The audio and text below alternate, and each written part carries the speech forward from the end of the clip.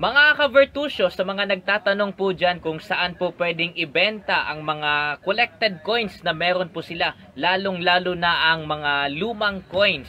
Bukod sa aming mga numista at mga kolektor, may online platform din po na pwede po ninyong doon ibenta, i-post at ibenta ang mga coins na collected po ninyo. I would like to recommend Carousel PH.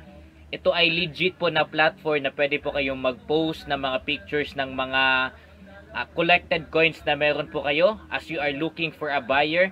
Tapos ibigay nyo rin po yung presyo according po doon sa nakaset na presyo sa coin na meron na yon and according din sa demand ng coin na yon. So Carousel PH po ang pwede po nating puntahan.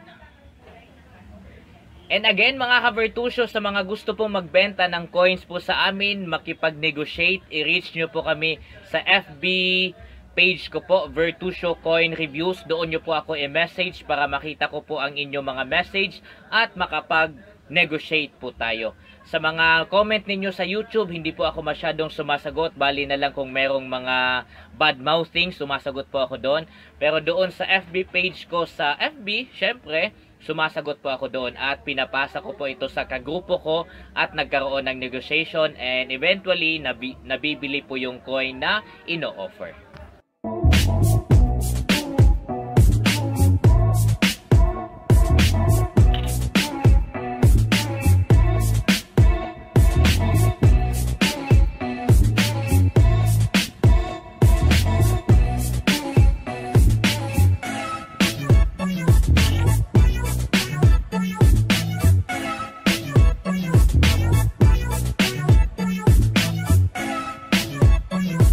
And for today's video mga ka-Vertusio, isang lumang piso coin po ang i-review po natin. At syempre, ang source ng presyo ng bentahan po nito ay kukunin po natin sa Carousel PH. Ito po ay piso, Jose Rizal po ito. Ang series po nito ay 1976. Very rare to find na po ang coin na ito. Kaya ang halaga po ay syempre mas mataas din po. Or mataas na ang nagiging value po nito kasi very rare to find na po siya. 1976. Again, ang source po natin dito ay ang Carousel PH. Kung magkano man, panoorin sa video na ito, dito lang sa Vertusio.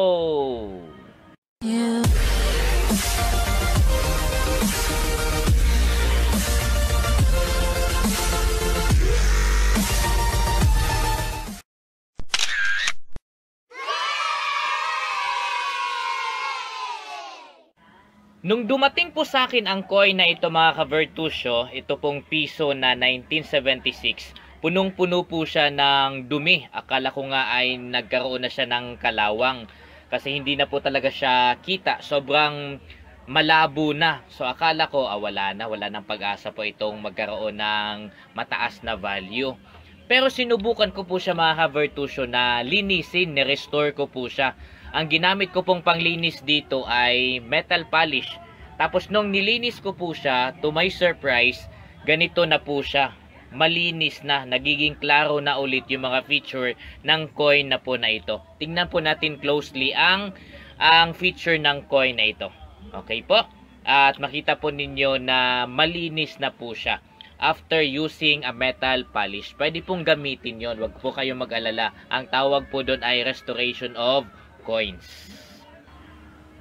Gumamit po ako ng gloves mga ka-Vertusio in holding our coin kasi itong coin na meron po tayo dito ay sabi ko nga po sa inyo na-restore ko na po ito, nalinis na.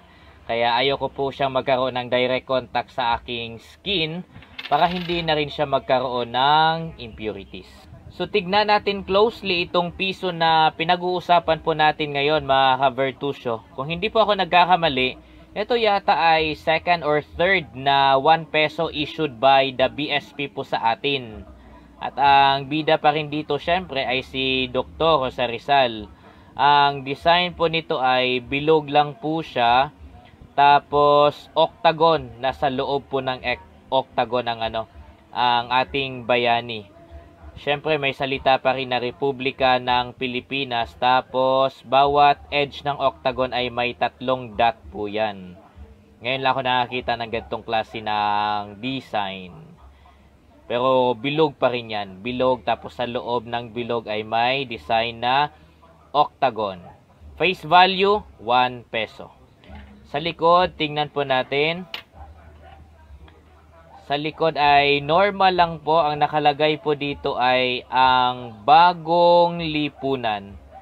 Tapos, syempre dito sa ibaba, ang may authority to issue coins or pera ng Pilipinas, ang Bangko Sentral ng Pilipinas.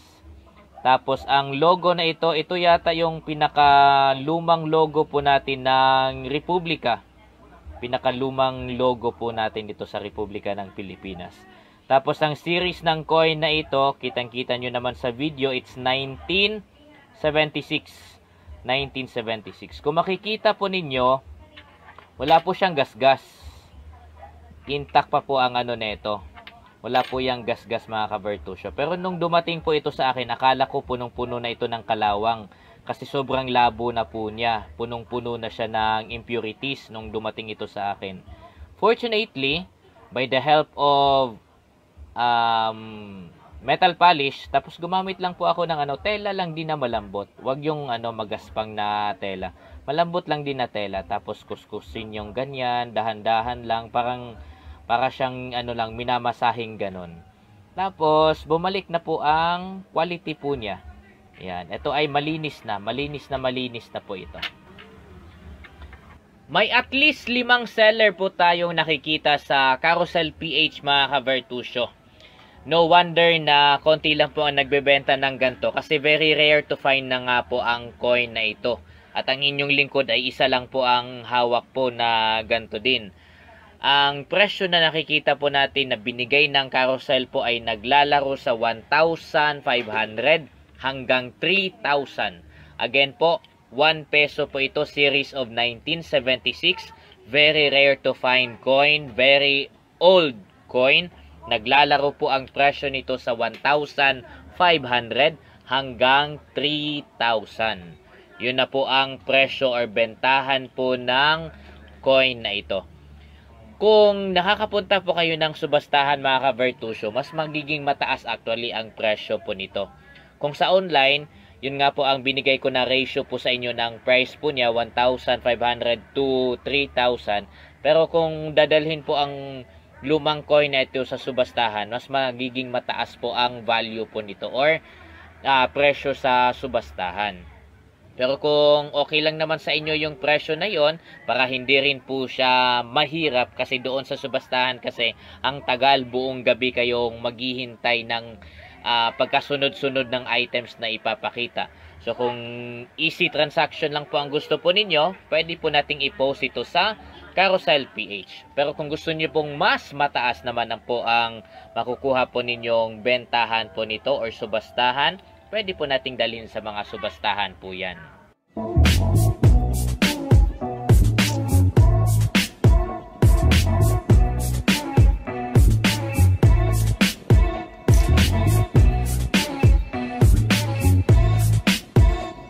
So kung sino man sa inyo mga ka-Vertusio ang may coin na ganito, old coin, 1 peso, 1976, pwede po kayong mag-post na po sa Carousel PH. Gawa lang po kayo ng account po doon at doon nyo po ibenta. Sa grupo po namin, hindi po kami bibili muna ng mga gantong old na coin. Sapat na po sa amin na meron po kaming ganito. Ako, personally, sapat na po sa akin na meron po akong ganito. Ibang coin po ang hinahanap ko kasi ngayon. Lalo na yung upper mint na NGC. Yun po ang hinahanap ng grupo namin ngayon. Mga gantong old na coin, hindi muna. Pero pwede po kaming sumama sa inyo or sumama kayo sa amin sa kabaligtaran sa mga subastahan na meron po tayo. Tapos kung gusto nyo po na easy lang ulit, pwede nyo pong i-post lang ito sa Carousel PH. At again, 1,500 to 3,000 ang bentahan po nito. For more information mga ka-Vertusio at mga update again na meron po tayo lalo na sa mga hinahanap naming coins, huwag pong kalimutan mag-subscribe at i-follow po kami at i-hit ang notification bell para lagi po kayong updated sa mga bagong hanap po namin, bagong videos, bagong upload at lagi nyo pong suportahan ang inyong lingkod dito lang sa Virtu Show!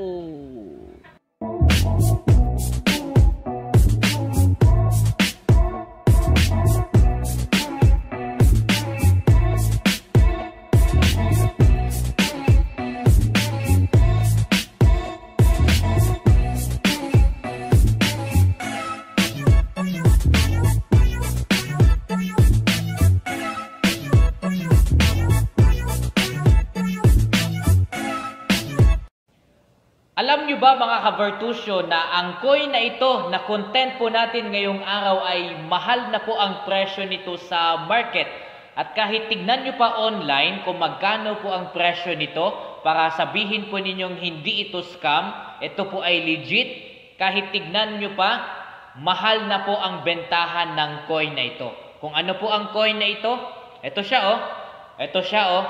Tignan po natin dito sa Virtusyo.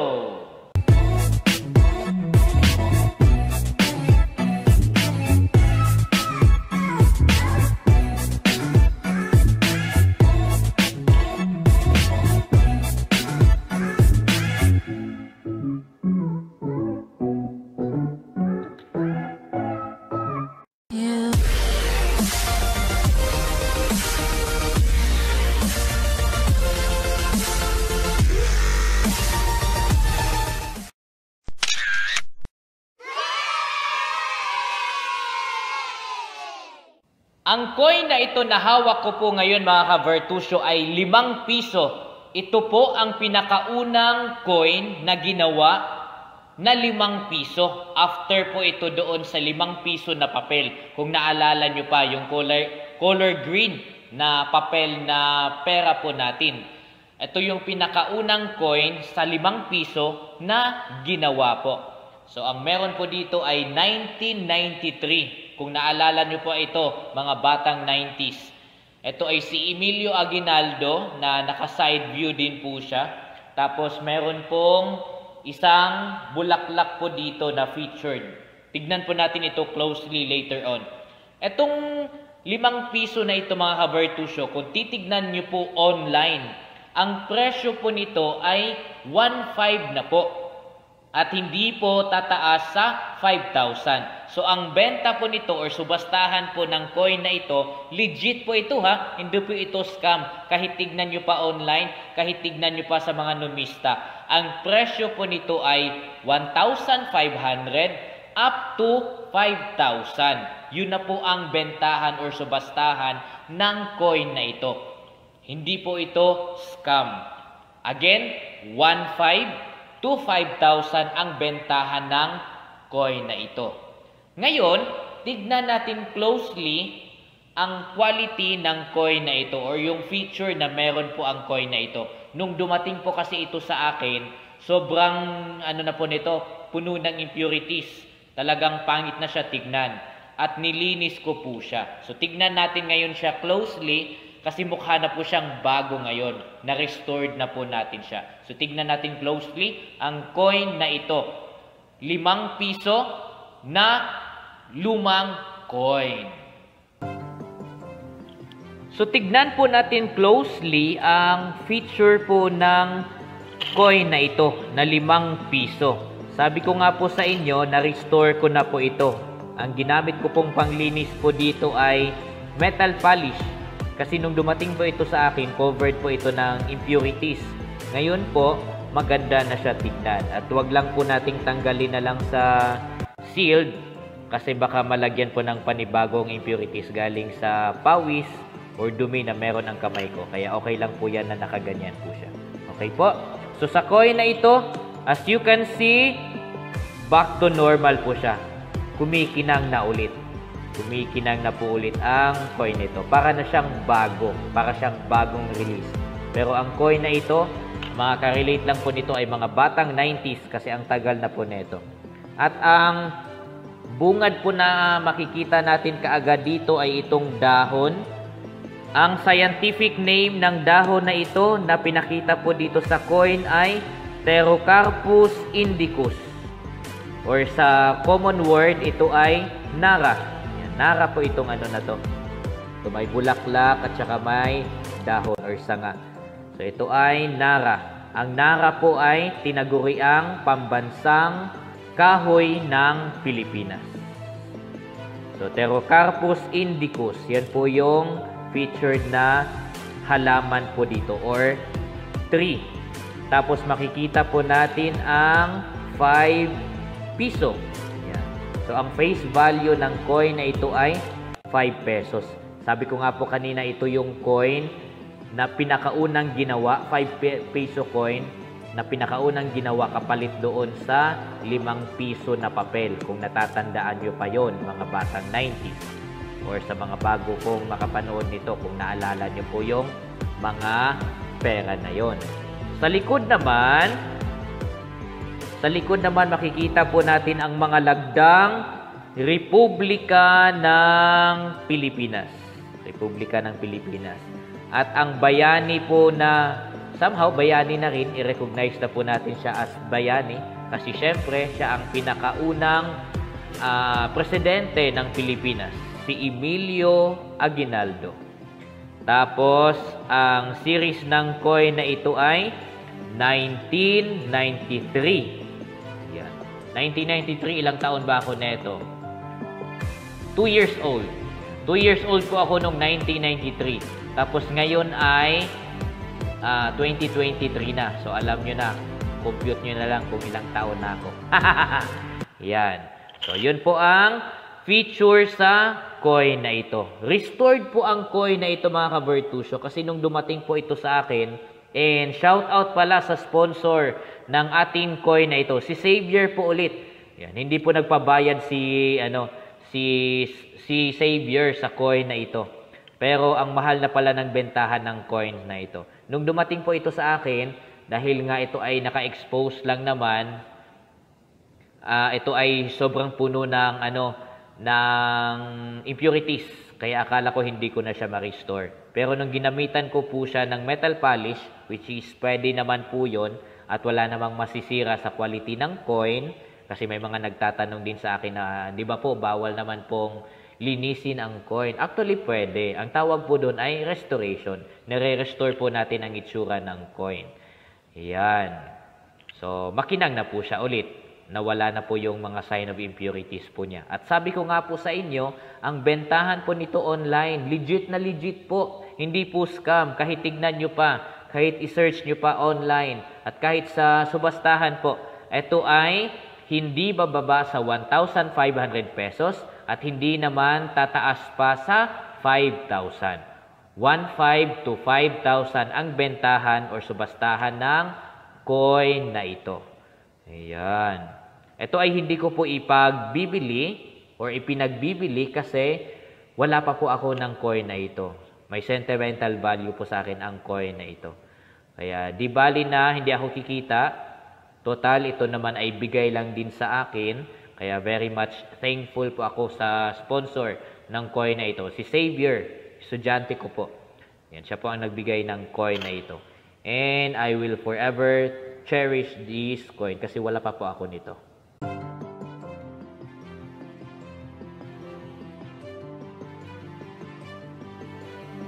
Ngayon, mga ka-Virtusio, meron po mga nagtatanong po sa akin kung saan daw pwedeng ibenta yung mga lumang coins.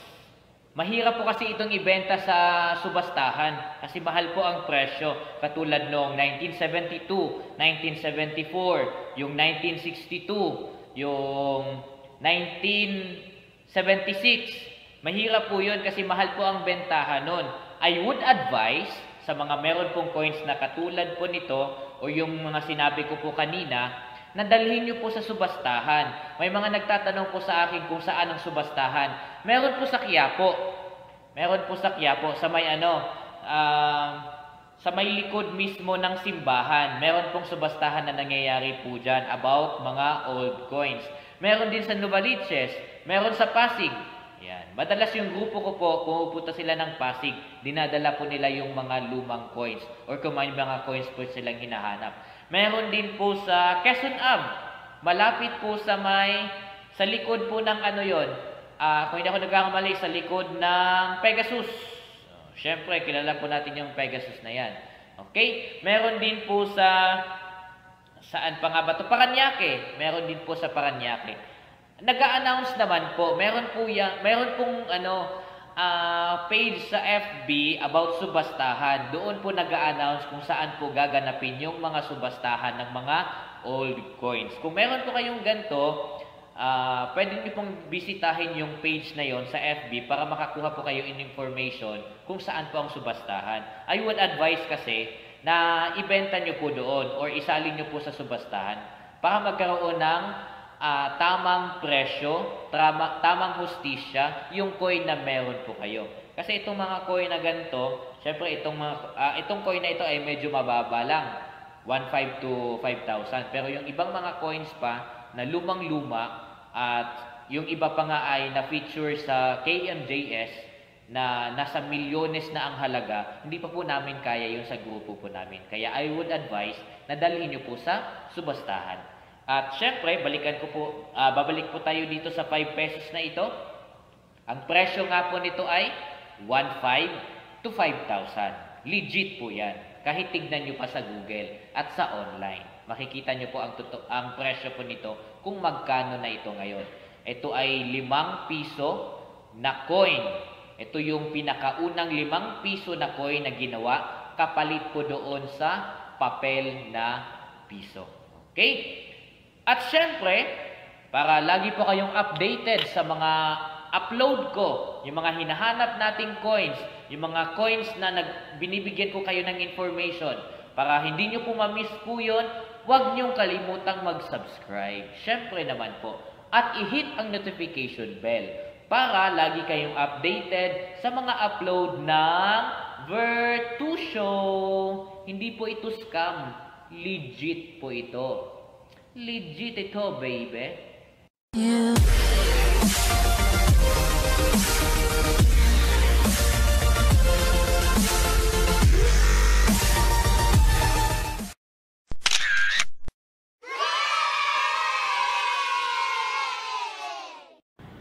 Mga ka-Vertusio, panibagong content po tayo ngayon at ngayong araw napilitan po akong gumawa ng content sa coin na ito dahil po may nakita po akong kaibigan po natin sa FB na nag-o-offer po na willing niya pong bilhin ang coin na ito ng 100,000 at baka kasi meron po kayo kaya at the same time giving information na rin ito sa inyo. Ang coin po na pinag-uusapan po natin dito ay itong 25 centavo na year 1962.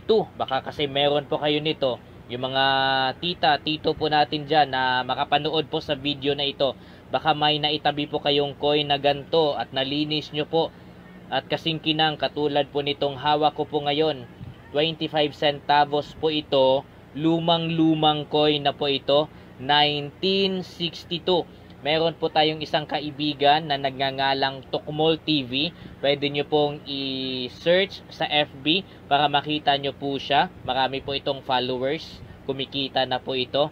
At sabi nga niya, he is willing to offer a negotiation for 100,000 sa coin na ito. Kaya kung meron man kayo, sabay-sabay natin siyang i-message. Pero panoorin nyo muna itong video na ito dito sa Vertusio. Yeah.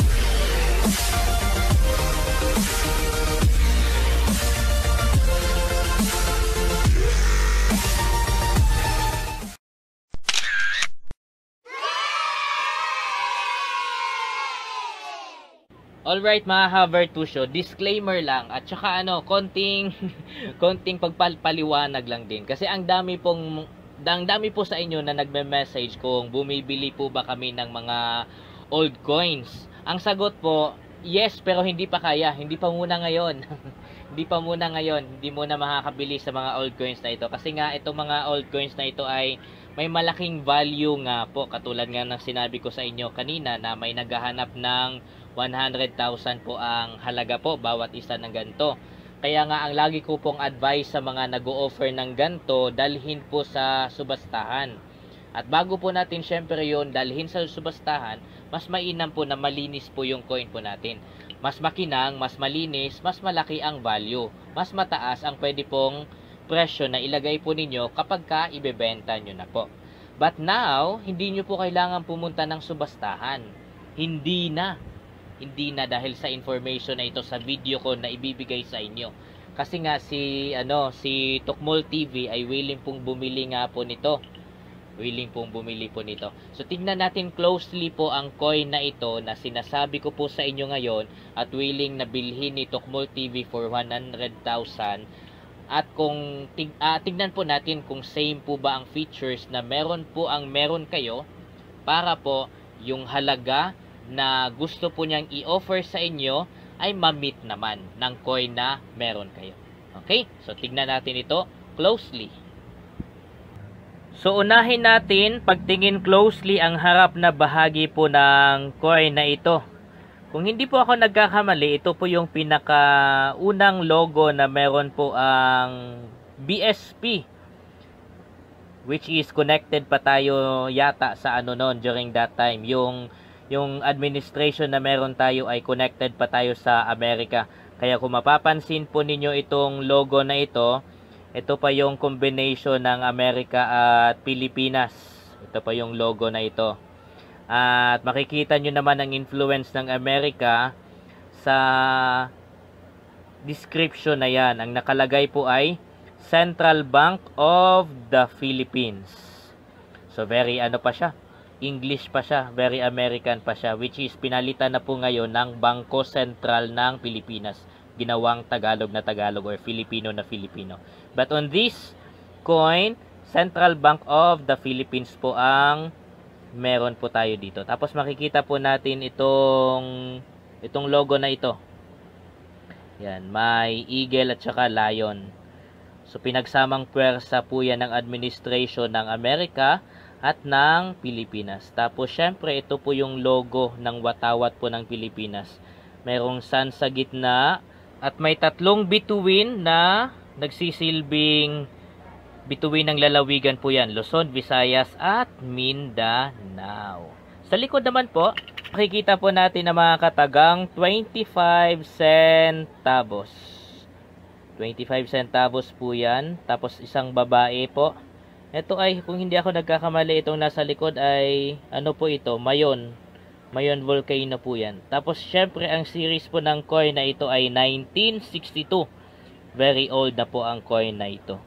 Kaya nga po ito ay very rare to find at si Tokmol TV po ay naghahanap yata para sa kanyang collection at willing niya pong bayaran nga po mga ka-Bertusio. Hindi po kayo nagkakamali sa narinig po ninyo. 100,000 po ang willing niya pong ibayad sa bawat individual na coin na ito. At baka meron po kasi kayo. Itong hawak ko po dito, ay ito lang din ang meron talaga ako. Kaya parang ang hirap pakawalan. May sentimental value. Lalo na at sponsored po itong coin na ito sa isang estudyante ko. Pero parang nakapag-isip-isip din ako. 100,000 po ang kapalit na ito. Sentimental value versus 100,000. Sino ang pipiliin ko? Yan. So ito po yung mga old coin na meron ako mga ka-Bertusio. Meron ako 1974, meron ako 1972. Tapos 1 peso po ito na 1976 po yan. 1976. Tapos ito nga, 25 centavos na 1962. Tapos meron din akong 5 pesos na 1993 naman po yan. So ito yung mga coin na very rare to find na. Old na po ito. At the same time, hinahanap ni Tokmol TV at nag-o-offer po siya ng malalaking halaga po talaga sa mga coins na ito. Kaya, kalaban ko po ngayon yung mga sentimental value na meron po ako sa mga coins na ito. Kasi wala na akong iba. Mag-isa lang talaga ito. So, alin po ba dito? So, makipag-negotiate po ako sa kanya. At baka meron po kayo, baka gusto nyo pong i-negotiate din si Tokmol TV sa mga coins na yan kung meron po kayo. So yun nga mga coin holders, mga old coin holders, kung meron po kayo, i-message na po natin, makipag-transaction po tayo kay Tokmol TV. Ako din, willing na willing po ako makipag-transaction talaga sa kanya. Dahil hindi po biro yung ino-offer niya na na halaga syempre. And he is willing to buy. He is willing to buy. Kaya kung meron man kayo, sa mga nagtatanong po diyan, ito na po ang sagot sa mga tanong po ninyo. At huwag niyo pong kalimutan ha, follow niyo rin po ako syempre bago niyo po puntahan si Kulokoy, si Tokmol TV. Mag-subscribe po kayo dito lang sa Ver2 Show. Yeah.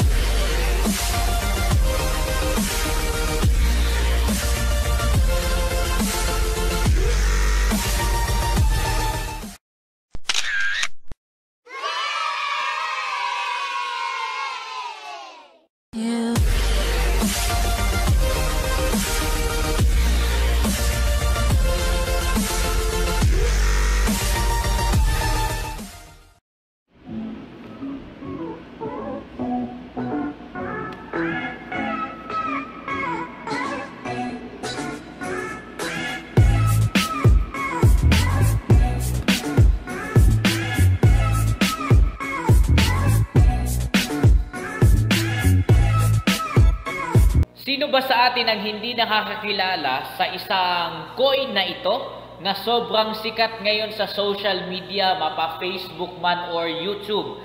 Dahil ito ay naging content, naging isa sa mga content ni Jessica Soho sa kanyang segment sa GMA na ito daw ay milyones na ang halaga po ngayon.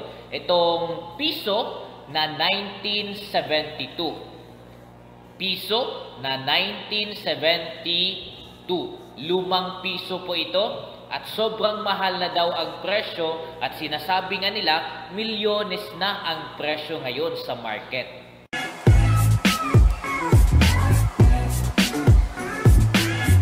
At may mga nagsasabi pa mga ka-Vertusio na ang coin na ito ay may halo daw gold. Kaya po kahit na sobrang tagal na nitong coin na ito, hindi siya kinalawang dahil may halo daw itong gold. Yung iba naman, ang sabi nila, gawa daw ito sa pure silver. Kaya kahit gasgasan mo siya ng konti, hindi po pwedeng magkaroon ng gasgas yun dahil gawa daw ito sa pure silver. So alin ba doon ang totoo? Ito ba ay gawa sa totoong silver or may halong gold po ito? Regardless, ang coin na ito ay sobrang luma na. Isa po ito sa mga nangungunang coin na release po sa atin ng Bangko Sentral ng Pilipinas.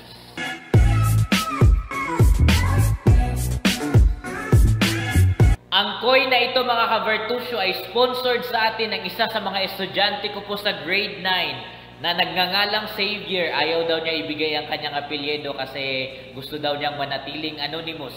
Pero Xavier, thank you for sponsoring this coin for me. Ito ay 1972, 1 peso or 1 piso, isang piso na 1972 po ang series po niya. Na ang sabi nga po sa social media, ito nga daw ay nagkakahalaga na ng milyones po ngayon. Yan. Yeah.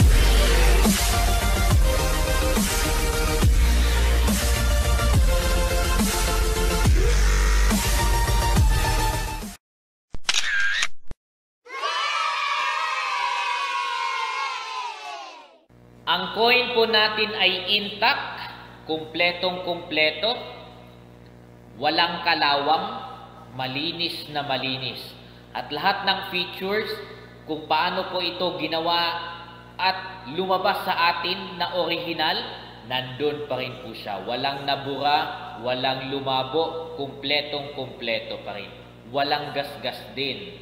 May kunting-kunting sign of impurity, pero sobrang minimal lang po yun. Sa sobrang luma na din naman kasi ng coin na ito. At syempre, hindi po ito masyadong napangalagaan. Pero konting lilis lang po sa coin na ito, back to the normal na po ito. At sobrang maganda po ng coin ito. At syempre, kapag naalagaan po natin ito, malagay na po natin doon sa sealed, tapos malagay natin ng papeles, mataas po ang value nito. Mataas po ang value nito.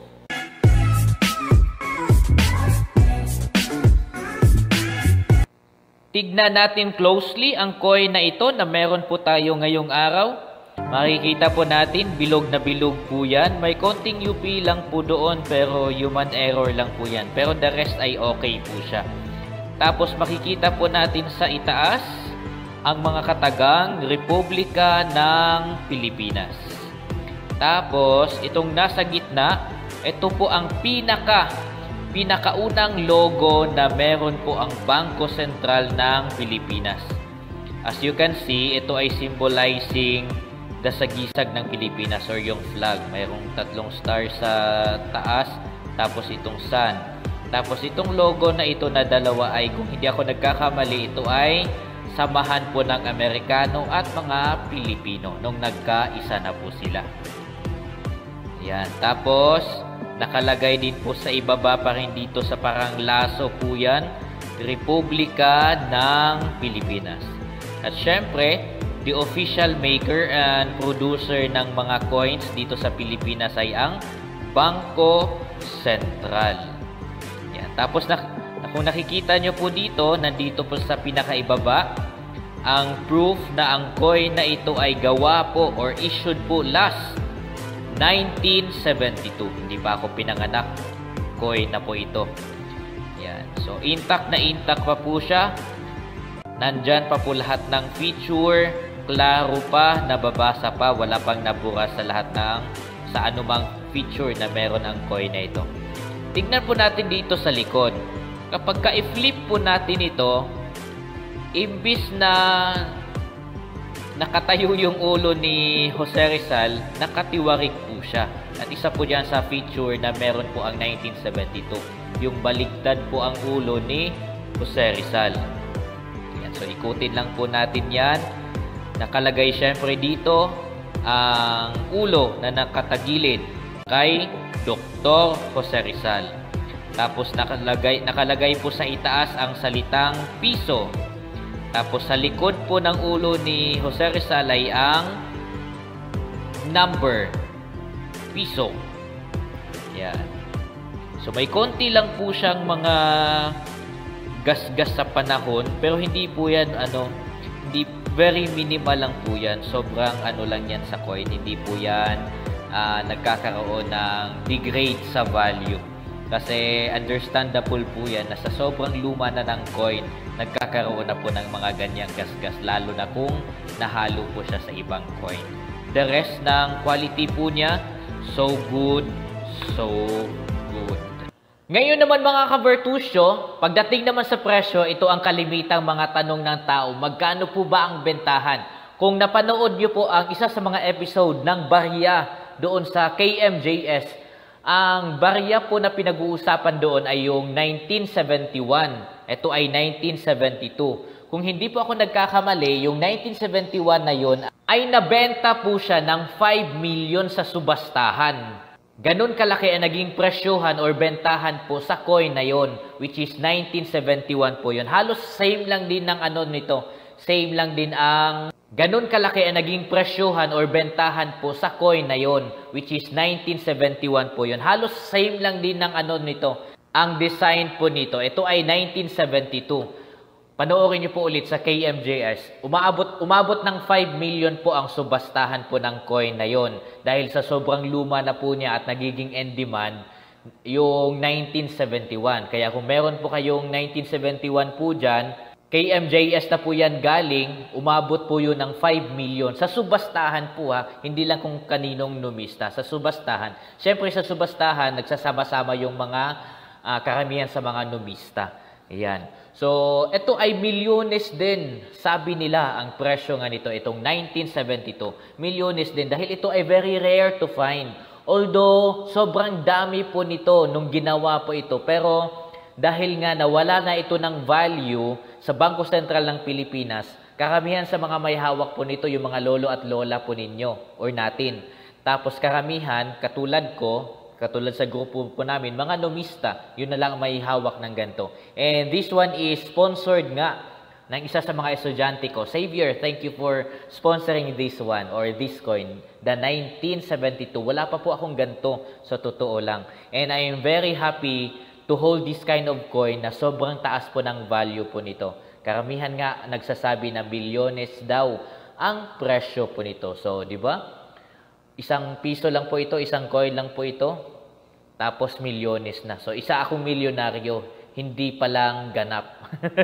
Hindi pa lang ganap, pero milyonaryo na ako dahil sa coin na ito na hawak.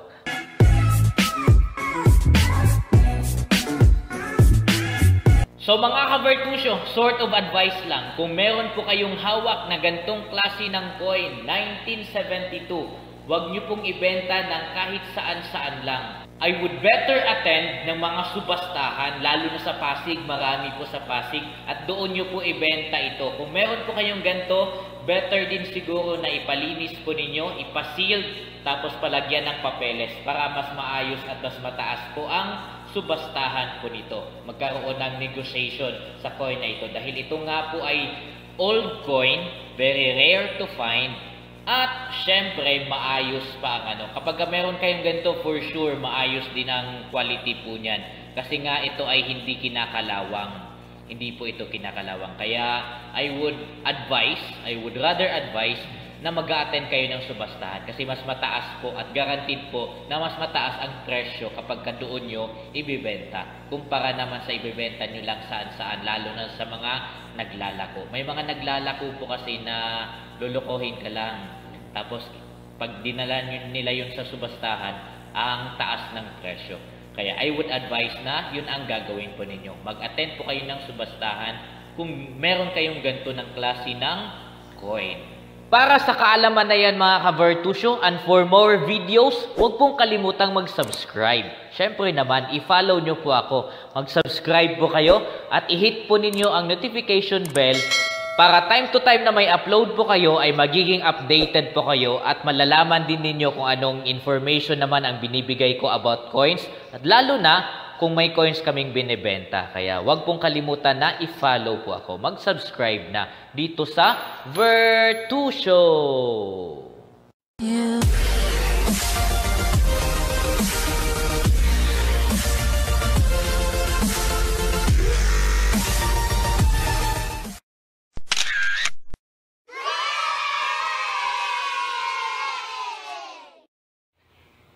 Piso na 1974. Piso na 1974.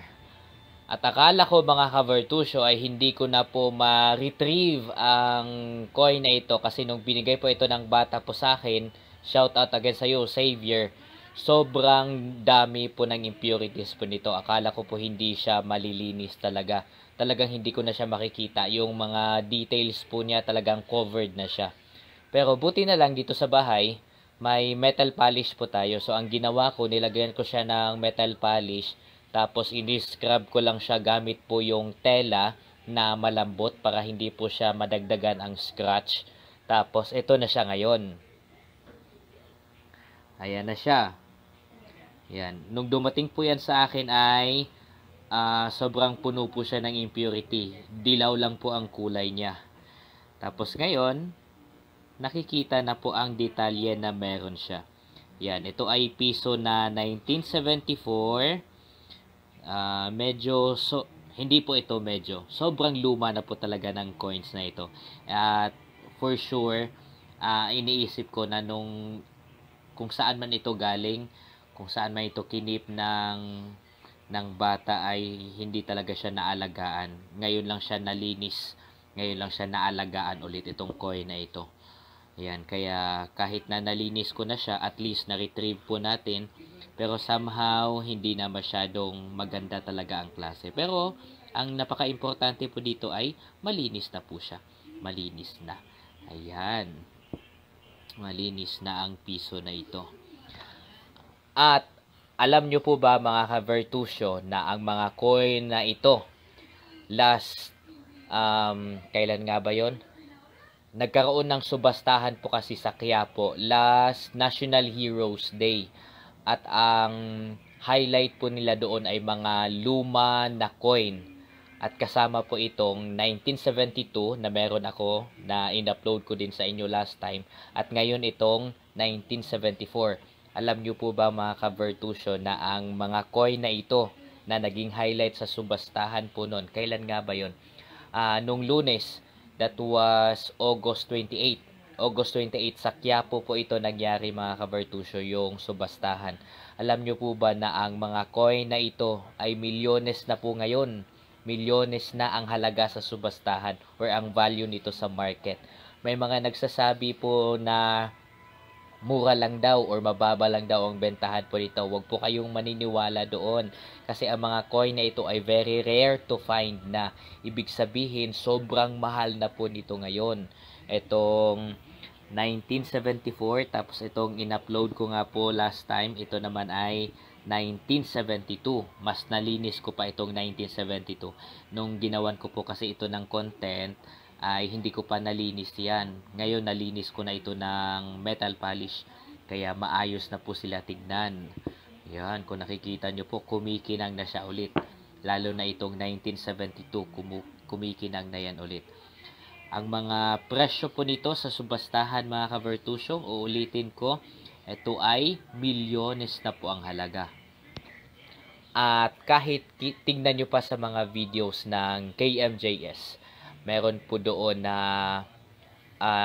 nabenta nila sa subastahan. 1971 po yata yun. Ibang coin naman po yun na milyones ang halaga. Ito rin naman, 1974 at 1972, halos same lang din yun sa ano na yun, sa tawag nito, sa series na yun na hinahanap po nila. Ang mahal po ng bentahan po nito sa subastahan. Kaya kung meron man sa inyong may hawak po nito, kasi may mga nagtatanong po sa akin kung bumibili ba kami, bumibili ba ako. Ang sagot ko po doon, hindi pa po namin kaya. Hindi pa po namin kaya kasi ayaw ko po na bibilhin po siya ng sobrang baba lang po sa inyo na ang totoong yung totoong presyo po nito ay mataas po sa subastahan. Kaya ayaw ko po na bilhin ko po siya ng ano na para ko kayong niloloko. Kaya ang sagot ko po doon, kung meron man kayo mga coins na ganito, ang sagot ko po ay hindi pa po namin kaya sa grupo. Wala pa po kaming milyones. Wala pa kaming milyones at hindi pa po namin kayang bumili ng isang coin na ganito, na milyones ang halaga. Hindi pa po kaya. Kaya ang best po na gagawin po kung meron man kayong ganito, tulad sa binigay ni Xavier po sa akin, ang una po ninyong gawin ay linisin nyo muna. Linisin nyo muna katulad ng ginawa ko. Kasi kapag marami po siyang impurities, nagdilaw po siya at maraming mga gasgas, even kalawang, bababa po ang presyo po niya. Bababa ang presyo. Kaya kailangang linisin talaga katulad ng ginagawa ko. And I wore gloves. I wore gloves po para hindi na siya madagdagan pa ng ibang impurities. Yan, so kung meron po kayong ganto, again, kung meron po kayong ganyan na mga coins, mga gantong coins po mga ka-Vertusyo, ang advice ko po sa inyo, ang advice po ng grupo po namin ay dalhin nyo po sa subastahan. Marami pong subastahan, meron po sa Quiapo, meron sa Pasig, meron sa Novaliches, even Quezon City, sa Quezon Ave, meron po mga subastahan dyan. Ina-announce po yan sa mga FB, kaya pwede po kayong tumingin po doon. I would suggest talaga na ang mga coin na ganito ay sa subastahan nyo po dalhin. Kasi ang totoong hustisya sa totoong presyo po nito ay doon lang din po makukuha. Yun nga, katulad ko po, sinabi ko po sa inyo na hindi pa namin kayang bumili ng ganito. Kasi ang taas nga talaga ng bentahan. Kaya nagbigay po ako ng info sa inyo kung sino man sa inyo ang meron po mga gantong klase ng coin, best po na dalhin nyo po sa subastahan para mabigyan naman ng hustisya at tamang presyo yung coin na meron po kayo. Ito kasi ay sobrang luma na talaga. Lumang-luma na. Tingnan nyo naman ang series, 1974. Tapos yung isa ay 1972.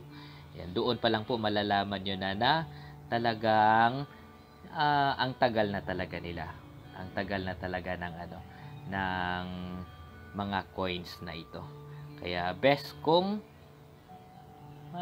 benta niyo ng maayos yan. Ayaw ko pong maging oportunista. Kaya sinasabi ko po ngayon na mismo na hindi pa po namin kaya bumili ng gantong klaseng coin sa grupo po namin. Hindi pa namin kaya. At ayaw ko po kayong pasahin, no?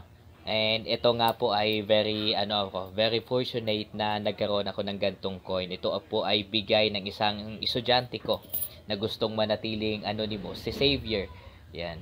At hindi ko po ito ibebenta kasi wala pa po akong ganito. Yan. Sponsored po itong mga coin na ito. Ginawan ko po ng content at i-shoutout ko lang daw yung may-ari. Hindi ko po ito ibebenta kasi may sentimental value ito. At syempre, wala pa po kaming ganito sa grupo. Kaya I would better keep these coins. Oh.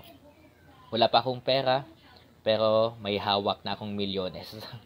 May hawak akong milyones sa mga pera na ito.